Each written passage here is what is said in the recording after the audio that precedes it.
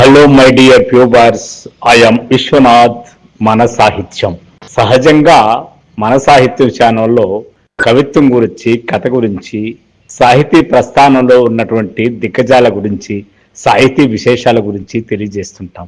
కానీ ఈరోజు అటు సాహిత్యానికి ఇటు సినిమాకి రెండింటికి సంబంధించి, తర్వాత ఉద్యమాల బాట పట్టినటువంటి మేటి నాయకుడు గురించి, ఒక విధంగా చెప్పాలంటే కళారంగానికి ఒక దిక్చూసి లాంటి వ్యక్తి గురించి మన సాహిత్యం ఛానల్లో చెప్పుకోబోతున్నాం. రంగస్థల సినీ నట దిగ్గజం కాకరాల. ఆయన 80 నాటకాలు ప్రదర్శించి అపారమైన రంగస్థల నటానుభవం సంపాదించుకున్నారు. 200 చిత్రాలకు పైగా నటించారు. కొన్ని టీవీ సీరియళ్లలో కూడా నటించారు. కొంతమందికి డబ్బింగ్ కూడా చెప్పారు. కాకరాల 1937 డిసెంబర్ 18న వీరభద్రం కనక మహాలక్ష్మి దంపతులకు ఆంధ్రప్రదేశ్ పశ్చిమ గోదావరి జిల్లా పెదవల్లి మండలంలోని కండవల్లి గ్రామంలో జన్మించారు. వారి పూర్తి పేరు కాకరాల వీర వెంకట సత్యనారాయణ. సినీ నాటక రంగాల్లో కాకరాలగానే ప్రసిద్ధి. 9వ తరగతిలో తెలుగు మాస్టారి చొరవతో సంస్కృత నాటకం భోజసభలో యుద్ధము, బాలనాగమ్మ, అల్లూరి సీతారామరాజు, జై భవాని, పట్టాలు తప్పిన బండి, కన్యాశుల్కము, గాంధీ జయము, భవబంధాలు, నాబాబు, కెంబ్రి గంటలు మొదలైన నాటకాలలో నటించాడు. దాంతో వారు మంచి నటుడవుతారని వారి ఉపాధ్యాయులు, తోటి విద్యార్థులు ఆకాశానికి ఎత్తేశారు. దాంతో అతనికి ధ్యాస నాటకాల వైపు మళ్ళింది. SSLC వరకు మాత్రమే చదువుకున్నారు. కాకరాల గారికి ఊహ తెలిసే నాటికే కాకరపరులో వారి అమ్మమ్మ వాళ్ళ ఇంటి ఎదురు దిబ్బ మీద తోలుబొమ్మలాట ఆడిస్తూ ఉండేది. దేవీ నవరాత్రులు, చెక్క భజనలు, సంకీర్తనలు చూడటం, ఆస్వాదించడం అతని అభిరుచిగా మారిపోయింది. అతడు నటుడు కావడం వారి నాన్నకు బొత్తిగా ఇష్టం లేదు. వారి మధ్య కోల్డ్ వార్ నడిచేది. నాన్నకు తెలియకుండా నాటకాలు వేయడం, ఆయన అతన్ని తిట్టడం అలవాటుగా మారిపోయింది. వారి ఇంటికి చెరోవైపు ఆదుర్తి, రాజబాబు ఇళ్లు ఉండేవి. వారి పెదనాన్న కాకరాల కామేశ్వరరావు ప్రోత్సాహంతో 1953-54లో సత్య హరిశ్చంద్ర, శ్రీరామాంజనేయ యుద్ధం వంటి పౌరాణిక నాటకాలలో నటప్రస్థానం ప్రారంభించారు. రాజమండ్రి ఆర్యాపురం మత్స్య వీధిలో ఆదుర్తి సుబ్బారావు గారు, పుణ్యమూర్తుల రాజబాబు గారి రెండిళ్ల మధ్య వారి ఇల్లు ఉండేది. అక్కడే గుడి దగ్గర నాటకాలు వేసేవాళ్లు. పృథ్వీరాజ్ కపూర్ పైసా నాటకాన్ని ధనం పేరుతో వెల్లంకి వెంకటేశ్వరరావు గారి విషకుంభము, ఆత్రేయ గారి భయం నాటకాలు ప్రదర్శించేవారు. అప్పుడే గరికిపాటి రాజారావు గారి దృష్టిలో పడ్డారు కాకరాల. ఆయన అతని గురుతుల్యులు. ఆయన దర్శకత్వంలో కొర్రపాటి గంగాధరరావు గారి భవబంధాలు, మనోవ్యధ తదితర నాటకాలన్నీ హైదరాబాద్ లో రవీంద్ర భారతిలో ప్రదర్శించడంతో రంగస్థల నటుడిగా కాకరాల గారి పేరు స్థిరపడింది.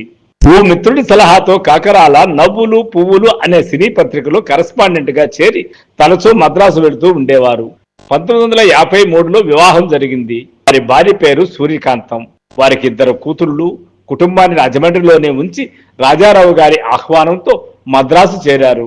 ఆయన ఇంట్లో బస, హోటల్లో భోజనం, కరెస్పాండెంట్ గా సినీ పరిచయాలు. ఇక తర్వాత 1960లో కుటుంబంలో అక్కడే స్థిరపడ్డారు. రాజారావు గారి దర్శకత్వంలో 20 నాటకాలు. పుట్టిన చిత్రం తర్వాత 8 ఏళ్లకు రాజారావు గారు మళ్లీ చిత్రం ప్రారంభించారు. రికార్డింగు, ఒక సెట్టు పని కూడా పూర్తయ్యాక ఆర్థిక సంక్షోభం వచ్చింది. దాని నుంచి బయటపడేందుకు ఆయన ఇస్తా పీపుల్ థియేటర్ ఆఫ్ ఆర్ట్స్ ను పునరుద్ధరించారు. అలా 1960-63లో 3 ఏళ్లు ఆయనకు సహకరించారు.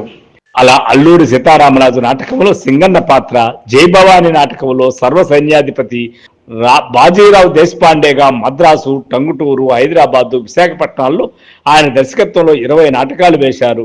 నాటి రాష్ట్రపతి సర్వేపల్లి రాధాకృష్ణన్ గారి సమక్షంలో రవీంద్ర భారతిలో జై భవాని నాటకం ప్రదర్శించారు. ఇందులో కథానాయిక గజరా పాత్రలో వాణిశ్రీ నటించింది. ఆ అమ్మాయి అసలు పేరు రత్నకుమారి. ఈ విధంగా కాకరాల గారు నాటక చరిత్రలో 80 వరకు నాటకాలు ప్రదర్శించారు. సుమారు 2000 వరకు సీరియల్స్ లో మరియు సుమారు 250 సినిమాల వరకు నటించారు. రంగుల రాట్నం, దేవుడు చేసిన పెళ్లి, మా భూమి, తూర్పు వెళ్లే రైలు, కర్తవ్యము, రంగుల కళ, గడసరి అత్త సొగసరి కొడుకు, దొంగల దోపిడి, ఇలా వరుసగా 250 సినిమాల్లో నటించిన కాకరాల ఆయన భార్యతో కలిసి కొంతకాలంగా సిఆర్ ఫౌండేషన్ వయోధిక ఆశ్రమంలో నివసిస్తున్నారు. వారి భార్య సూర్యకాంతం గారు 81 సంవత్సరాలు కావడంతో మార్చి 19, 2021 రోజు గుండె సంబంధిత సమస్యలతో బాధపడుతూ మరణించారు. ఆయన తనకంటూ సొంత ఆస్తిని కూడా మిగుల్చుకోలేదు. వీరి 2 కుమార్తెలు విప్లవోద్యమ క్షేత్రంలో పనిచేస్తున్నారు. నిజంగా ఈయన నటుడుగా ఎంత పనిచేశాడో తెలియదు కానీ విప్లవోద్యమ చరిత్రలో విశేషమైన కృషి చేశాడు. వారికి సంబంధించినటువంటి విరసంకు సంబంధించి ఆర్ఎస్యుకు సంబంధించి ఎన్నో వ్యాసాలు, ఎన్నో సాహిత్యపు విశేషాలను తెలియజేస్తూ ఉండేవారు. నాటకానికి సంబంధించి కూడా ఆయన ఎన్నో పుస్తకాలు రాశారు.